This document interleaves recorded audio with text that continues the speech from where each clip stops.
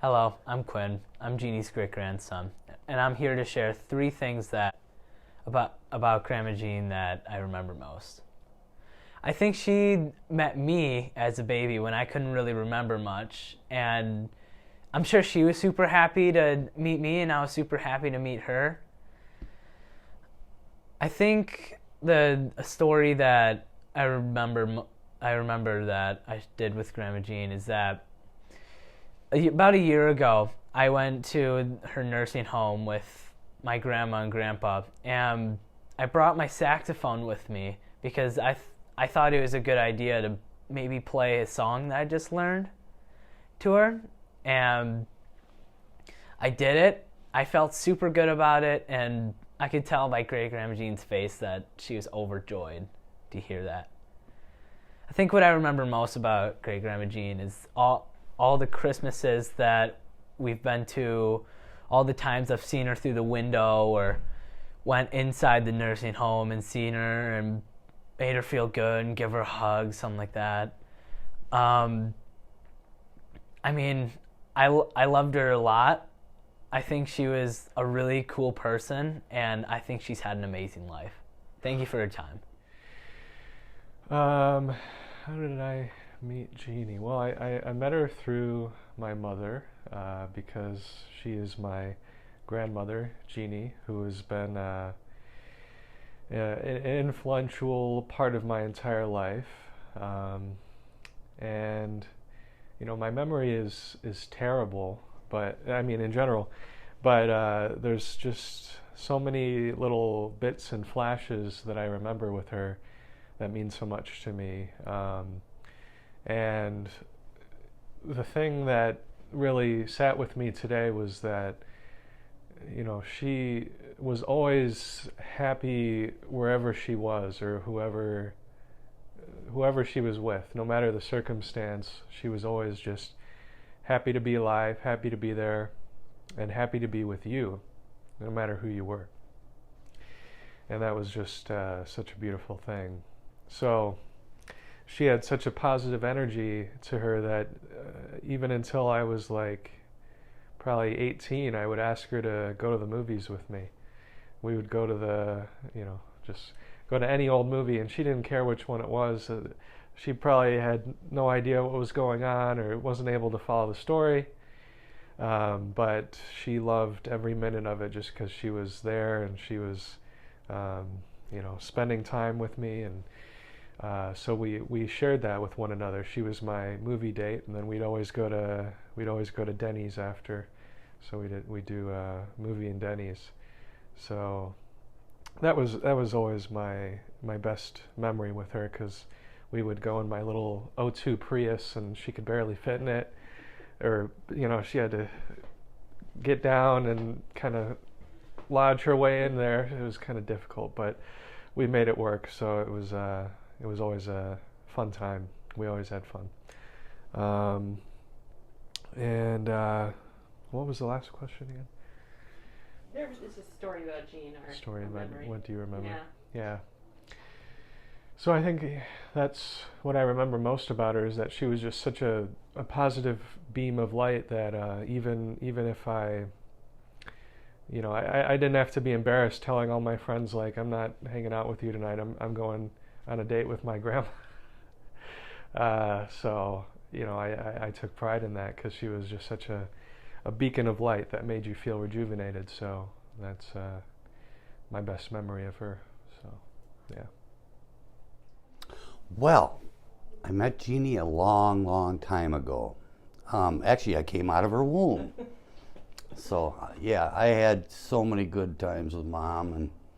And funny story is, well, not funny, but when I was 4 or 5 years old and we were at Aunt Brownie's cottage, and I fell off the pier and cut my head open, and Mom came running down the pier and dove into the water, which she couldn't swim or do anything. I mean, it was ridiculous, but I'll never forget that. She was more afraid than I was, but yeah, it was hilarious. So there was a lot of other stories, but I'm gonna miss you, Mom. Love you much. Hi, I'm Kari Hen, And I met Jeanne here at Unity when we were in choir together. So that's how we got to know each other, was in choir. And then there's only been one time that I went to a women's retreat that was outside of Madison. I've done day ones in Madison, but the one time I went, Jeanne and I roomed together, and she was a wonderful roommate. And then for many, many years, we were prayer chaplains together. In fact, there's a picture here that shows the very first group that I was in, and I'm guessing it was the first group Jeanne was in as well.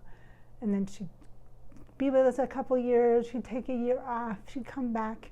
But no matter whether she was, quote, a prayer chaplain or an emeritus at the moment or what, she was always a prayer chaplain to me and to all the other prayer chaplains. She was always a part of us. And she was just so loved, so loving, just had such a good, kind heart, and just such a gentle soul. And she'd make herself vulnerable. I mean, you know, in our meetings as prayer chaplains, we get really vulnerable with each other. And she was very open about her life and you know, what trials and tribulations she'd experienced and stuff. But it wasn't anything she ever dwelled about or anything. It just would come up in a story or something. But she was just always so happy and laid back and fun. Just a lot of fun to be with. So that's my memories of Jeanne. Hi, I'm Dee Steele. And the first time I met Jeanne was when we went to Paris. Roger Goodwin and Barb planned a trip to Paris, and Jeanne was on this trip. And my husband and I, they did a couple things in that, you know, and we went to all sorts of different events during that, and so I got to know Jeanne. So when we came home and that, we started doing things together, hanging out together and that. And one of the things that we loved to do was to go concert on the square. And we would go there and we would dance on the lawns and that, and polka, and we just had a ball in that. So then I was invited to be part of the Synchronicity Sisters and that, and so of course as a result of that, every month and that, we were able to get together and to do different things and that. Jeanne and I did lots of different events and that. So one day she says to me, Dee, could you do me a favor? And I says, sure, what would you like me to do? And she says, I'm going on a trip for about a week and that. She says, and I have a bird that's named Sunshine. Would you mind taking care of it? And I says, no, that's fine, I can take care of it. She says, oh, but there's just one thing, she says. You have to sing to it every morning, you are my sunshine. It brought back so many memories in that, because that was a song that my father had us singing that too, my sisters and my brother and I, and that we would sing that. So I've loved Jeanne for many, many years, and that she's been very precious. And Michelle, her daughter, and that is part of the Synchronicity Sisters too, and that. So all I can say is, Jeanne, I love you. I know you're in a good place. You will always make everybody smile, and so I'm leaving you with sunshine in your eyes. Bless you. This is the poem that I read in the sanctuary, and I sort of edited it a little bit to say, do not stand at my grave, but rather do not stand at my pictures and easels and weep. For Jeanne is not there, she does not sleep. She is 1,000 winds that blow the softly falling snow. She is the gentle showers of rain. She is the fields of ripening grain. She is the morning hush. She is the grateful rush of birds in flight. She is the stars at night and the flowers that bloom. I am in a guest room. I am in a quiet room. I am the birds that sing. I am each and everything, in each and everything. So do not stand at my grave and weep. I am not there. I do not sleep. So this is a memory of Jeanne that was very special. I think the special time that I enjoyed the most was when we were in choir, and she would sing in her lovely smile and gentleness. And those will always be a memory, and I thank you for being able to tell you that. Right. So how did you meet Jeanne? Through church. I met her at a service, and I thought she was one of the funniest ladies I have ever met when we went to hospitality. Do you have like a story about Jeanne that you can share? A little bit, yeah. All right, I went to visit her once, and it was one of her bad days. She didn't know me, but she did know me, and yeah, she got frustrated. So I didn't mind at all. She got all frustrated. So I just calmed her and said, you know, I think you need to sing a song. And you know what she did? She sang. She sang a song without her guitar or anything. She just sang. And I loved it. And then I went down and saw all those pictures you guys have out there. My goodness. Now I know her even better. Now I feel I've known her forever. Yep. What do you remember most about Her smile and her laugh. That always got to me, because she could laugh better than anybody I knew. You knew it was coming from the gut. You knew it was honest. You knew it wasn't fake. Hello, I'm Cheryl Robinson, and I know Jeanne is Michelle's mom, and I know Joanna and Dan and all the kids and grandkids, and I remember Jeanne as a happy face at the cabin all year after year, and a happy face at the Thanksgiving table year after year, and always smiling, always a happy person, always good things to say, and I just admire her so much. One of my heroes on how to live. Thanks, Jeanne, for all. Well, my beloved Jeanne and I sang in the choir together for a number of years, and Jeanne sometimes would come in the wrong place, or too soon, mostly too soon. And so I would look at her and we'd just giggle when we'd be up there, and she'd look at me and she'd smile, and I'd look at her, and finally I said, Jeanne, I said, when it's time to come in, so we're not giggling up here, I just give you a little poke. Okay, she said. So we tried that, and it was time to come in, gonna be time to come in. I gave her a little poke, and we both got giggling harder than if we would have just let it be. And so we decided that that was not gonna work, and that we would just come in wherever we want to.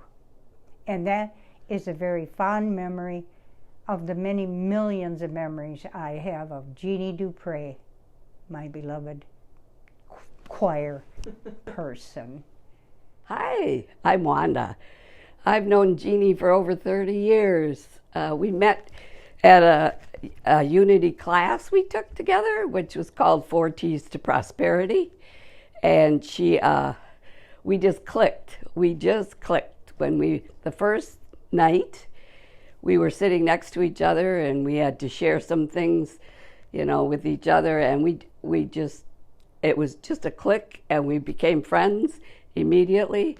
And she has the most beautiful spirit, the most beautiful smile. Her eyes sparkled. It was just like, whoa, she is magical.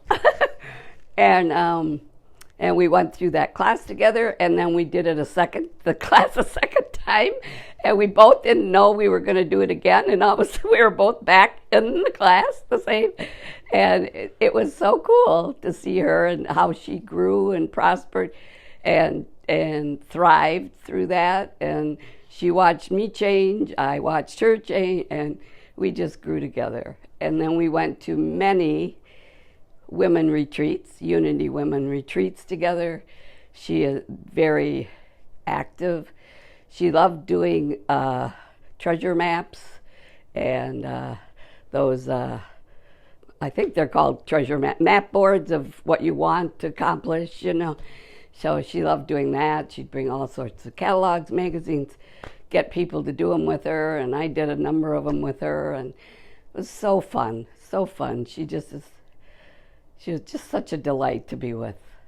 I never got enough of her, you know. She was just, and her hugs were hugs, you know. When she hugged you, you knew she was hugging you, you know. You felt her hugs, you felt her heart, you felt her spirit. So she was just such a beautiful woman, and I am so grateful. And she is the one that introduced me to Michelle, who came to one of the women retreats with her, and then Michelle started coming all the time. And that was wonderful, because as soon as I met Michelle, I clicked with her too. And we were very, very close, fast. We got close, we got to know each other, knew that we had a lot in common, we had a lot to relate to and to be with, and we cherished our time. I've spent time with her.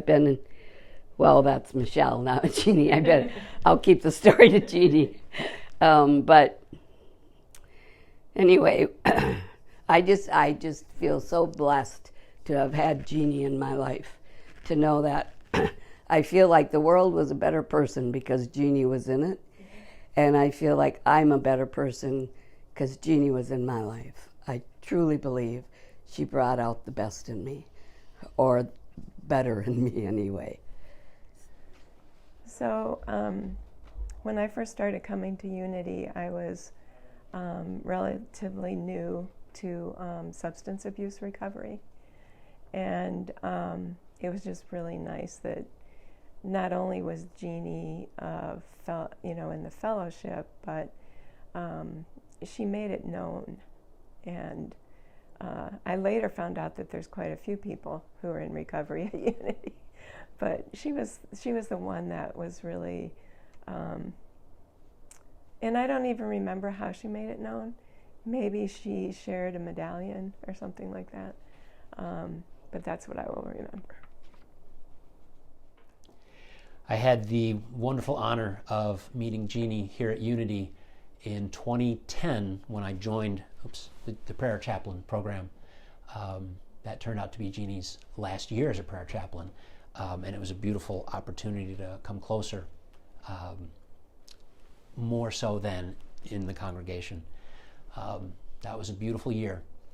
And even then, she was shining her light, shining her humor and her joy by the bucket full. Dan, downstairs, had mentioned, the butterfly effect, and I said yes, and her butterfly wings were huge. Just look at the variety of people that came here today. So that year as a prayer chaplain was wonderful in many ways. We were fundraising even back then for the domestic abuse intervention services, and as a kid I have a history with that. And so one day after a prayer chaplain meeting, I took Jeannie, I drove her to once they had built the new facility, which would have been maybe 2010, or very shortly thereafter, because again, domestic abuse was part of my childhood. And so she got to see the new facility from the outside. They hadn't even cut the ribbons yet, but the new fence and the new building.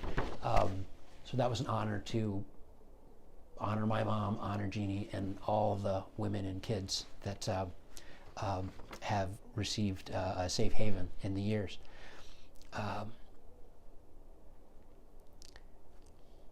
And a story about Jeannie, that's really it. Although over the years, I attended a little bit less, and then I started working in the office. So I had to create a little space. And whether it was 2018, 2019, I don't remember the specifically last time I saw Jeannie. And yet, of course, she was taking it all with such joyful grace. And how many times did she say, "I don't know where I am, but I'm having a great time." I look forward to evolving to that point of presence and joyfulness, because that's the way to do it. And I was so touched by all of the pictures and, of course, the full scope of her life, which no one knows every piece until now, and what a honor I have to imagine it was to put it together, and to see all these people.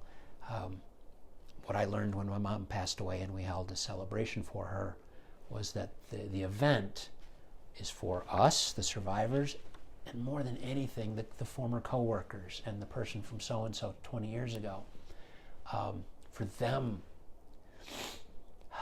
to have that moment, that event and closure, and to hear the stories of that version of Jeannie that you never knew, that version of my mom that I never knew, because that was her work. These are blessed opportunities. And as I told Joe Ruzicka, who called me yesterday, thank you. This is the best phone call I've had all year. I will be there. So I remember her smile and her humor and her love of singing. She was realistic about her singing skills, in the later years, and took that with joy as well. I sound great in the shower, not in front of other people in a microphone, so we were simpatico that way as well. So I hope the cards, these videos, today's energy helps ease the bittersweet. And I can promise that there will come a day you wake up and that gray heaviness is no longer there. Does not mean the love is gone, just there comes a point, and grief is a ever-flowing path. The heaviness will lift, and then the sweetness is even sweeter. So I hope everyone, Bill, Michelle, you, everyone who loved her and still loves her, and know she's butterfly wing, blasting us with glitter in this very moment. She's a very, very special woman, and I'm really lucky to have known her. Thank you, everyone. Hi. So I met Jeannie here at Unity of Madison, and she was a really important person in my life. So I'm actually here for you guys to share, because I would feel guilty if I didn't say anything. As I said, I met her. A story. I don't know. I have so many little stories. It's not like there's one like big thing, but I had a very difficult I'm looking at you. Should I look in the camera? No, you can do both. Okay. You want. You're capturing it all. I had a very difficult relationship with my own mother, and Jeanne was one of two women here in this community that were like mother figures to me. And she was just such a positive image for that. I know, she had a long and varied life. I met her when she was older, but because I ain't too young. She was just very joyful and happy and encouraging and affirming in a way that my mother couldn't be for whatever reason. So it was a very positive role in my life. And we sang together in the choir, and we were on the women's retreat committee together. She got mad at me once on the women's retreat committee. It's the only time ever. And she was right, but I was the chair of the committee at that time, and you had to pick the menus for everything that people would be having. And so for dessert, I had chosen tiramisu because I had been to Italy and had good memories, and people liked it. And that was a no-no, given her past and how it's made. And she was very right. It was an oversight on my part. But mostly, it just, incredibly happy, joyful experience and knowing her. And you guys are incredibly fortunate to have that is in your lineage.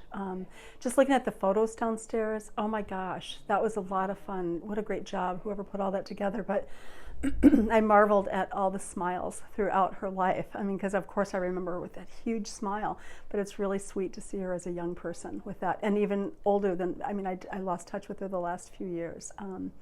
But it was just really sweet. So I know that you carry her in your heart and in your DNA, and you're really lucky people to have that. So celebrate her life with you, and I really, really miss her, and I'm going to miss her a lot. I met Jeannie here at Unity, and I would assume that she was probably here when I came back in the late 90s, and that's how I met her. And we had actually started a little group with several women, and we would get together every Saturday and just sort of talk about life. There was a specific purpose, which I'm not going to say, but we would get together and talk about life, and Jeanne was an integral part of that, and that's how I got to know her even better. So I've known her for quite a long time, and I also took in her cat, Angel Kitty, when she moved into assisted living. And I had Angel for about 3 or 4 years, and then she died. And I remember Mary Lynn and Jeanne came to church and asked me if I could put up a poster, and there was a cat picture of Angel on there, and it said that she was looking for a home. And I said, Jeanne, is this your cat? And she started to cry. And Angel needed a home, and I was sort of waiting to see if anybody would adopt her, other than me, because I already had 2 cats, and nobody took her, and so I took her in. And Angel, Jeanne, I think, thought she was an angel, but she was naughty. She hissed and growled at my poor little cat for no fighting, none of that, but hiss and growled, I think for about 2 years, and then they decided they're just going to live separate lives, but peacefully. And Gus just wanted a friend, and Angel wasn't having it. And I did give your mom, your mother Michelle, some of Angel's ashes that she could maybe mix with Jeannie and spread them wherever, so that she and Angel can be together, because Jeanne had her for 11 years, and that was her baby. And I can understand Angel being cranky. She got ripped away from somebody who loved her and who she loved. And one of the things I remember about Jeanne, and that I forget, is that Jeanne was very kind and very nice to everyone that she met. I don't know if she liked everybody, but she was always kind. And that is something that I think made her special. And it's something that I would like to aspire to.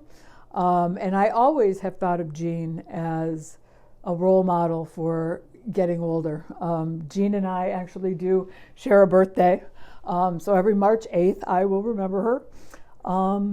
And, we were 25 years apart in age. But every time when we started singing Happy Birthday in church, and it was the March birthday, she was always come over to me and go, "Oh, my twin from another mother." And, so that's, and I did not get to see Jeanne, later on.